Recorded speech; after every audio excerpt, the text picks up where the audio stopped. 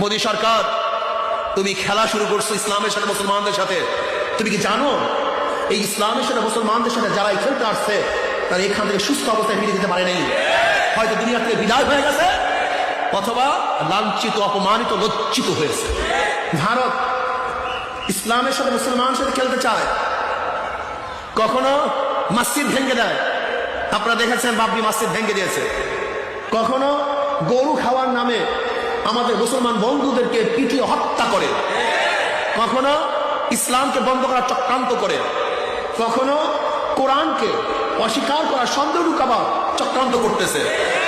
এতে মুসলমান দুর্বল হয় না, বড় মুসলমান শক্তিশালী হয়। মুসলমান কি হয়? শক্তিশালী হয়।